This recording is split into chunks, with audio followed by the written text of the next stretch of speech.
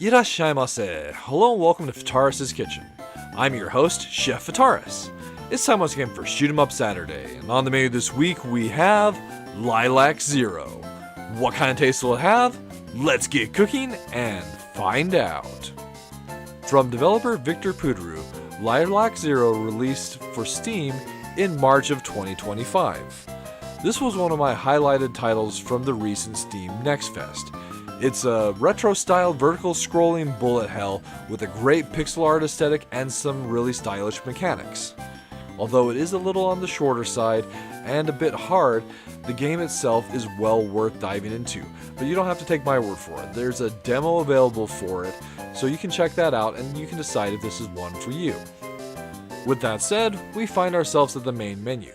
Before we dive into the game itself, let's take a quick second to look at what's here. So there is an online leaderboard for this game. There are some unique scoring opportunities and mechanics to the game itself, so it's a good title to compete against others on an online leaderboard. Then we have rewards. Under rewards, you can see the unlockables you can achieve by completing objectives throughout the course of the game. They include additional color palettes, an unlockable character, and extra continues. So along the lines of color palettes, that's one of the things that first drew me to Lilac Zero. I love the game's color palette. But the ability to go into display here and change to the other color palettes that we've unlocked is definitely a huge plus for me. Like this Game Boy one in particular, I quite like. However, for our purposes today, we will be using the default lilac color scheme. Now, starting the game itself, we're taken to the stage select. Here you can choose between characters if you've unlocked the additional character, set your difficulty, and set your starting level. So there's a nice tutorial that does an excellent job of showing off the game's base mechanics. Starting on level 1, so this is a standard vertical scrolling shoot 'em up, and the movement is what you would expect for that kind of a title. The game does also support a Tate display, so if you have that kind of setup, I imagine it would look amazing in that type of display. As far as mechanics are concerned, so we have a really nice base shot. It does a good job of controlling the screen itself and dealing decent damage when you focus in on an enemy. But in addition to that, we have some really awesome stylish ways to attack. So we have a dash which also acts as a slash. The dash, you are temporarily invulnerable when you're using that, so you can also use it to get through some of the bullet hell patterns that we'll encounter. But you do have to be careful as the invulnerability for using the dash wears off very quickly, so you can leave yourself in a potentially bad spot if you're not careful. In addition, we also have this scan. So when you activate the scan, you see this little round circle extend out from your character, and it will highlight various enemies or spots on larger enemies like this mini boss here. And when you release that scan, it deals slash damage where those highlights are on enemies.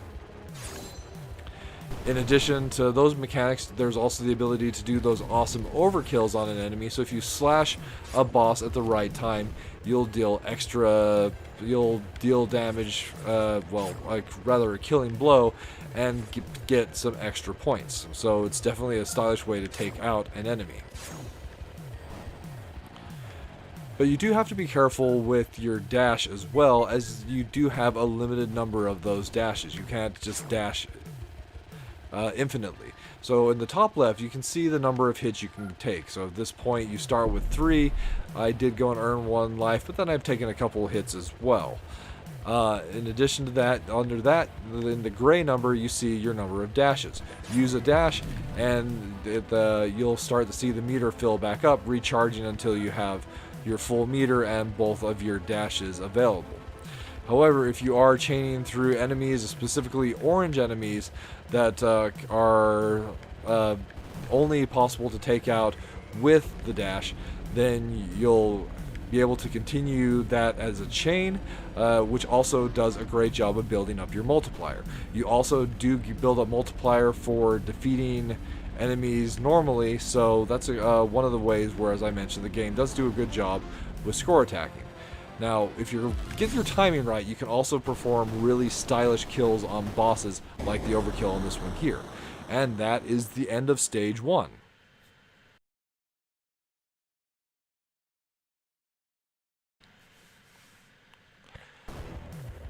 starting stage 2, so this stage is one that I've really quite like, as there's some really great opportunities to just be stylishly awesome with the way that you can take out the enemies. So you do have to be careful, as this stage can be difficult and you can quickly lose a lot of lives quite quickly. So we do have some great opportunities though to get additional 1-ups, and those do come first off with this big tank that we're taking out here on the left.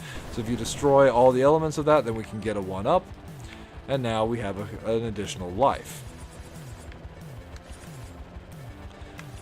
So you do really want to be using your scan attacks to deal damage to the enemies, as well as choosing the right time to use your dash attack. So this mid-boss, for example, has a couple segments that you can only destroy with your dash attack, so keep that in mind. So we want to use a combination of dash attacks as well as our scan, and if we are able to deal enough damage, then we can ultimately overkill it for some really big points and some style, which is also worth points at the end of a stage. Now we continue to go move up this sewer pipe here with even more opportunities to look really rad, as diving through enemies and enemy bullets as we just encounter these enemies. I don't know, this is a game that just can make you feel cool, but once again, if you're not careful, you can die quite easily. That manhole cover will just pop off if you don't slash through it, but once again, style points. So now we're fighting yet another mid-boss, and this is another opportunity to get additional 1-up for the game itself. And we can go and see there's a character in the background there. That's both our boss for this particular stage, as well as the unlockable character. Unfortunately, at this point, I haven't figured out the timing for the overkill on that boss, but that is how you unlock that character. And with that, that's Lilac Zero served up for your enjoyment. So as far as the minus flavors are concerned, so the game itself is a little bit difficult to start mastering the systems themselves, at least for myself. I've definitely had a little bit of rough time getting used to the dashing mechanics and the way that if you're not careful, you can leave yourself in just a really bad spot with your dash. Also, with the stages being a little on the shorter side and there just being 5 of them, unfortunately the game does seem a little on the short side. However, that's made up with it being a little bit more on the difficult side, and also all the unlocks that you could potentially be aiming for throughout the course of your gameplay. But on the plus flavors, there is all that, all the unlocks that you have for the game itself. Some great scoring opportunities with both being able to build up a combo and then finding opportunities to use the slash combos as well. Although I'd see there, as I was mentioning before, you do have to be careful, as you can run into a situation where you'll be out of your dash attacks. Then, along the lines of the unlockables, I just love the color palette that the game has, both its default color palette and the ones that you can unlock as well. So, with all that said, there's Lilac Zero served up for your enjoyment. Definitely a solid recommend from the chef. And with that, we find ourselves at the end of this week's episode of Shoot 'em Up Saturday. As always, I want to thank you so much for joining us this week. We hope you have a wonderful week yourself, and we look forward to seeing you again next time.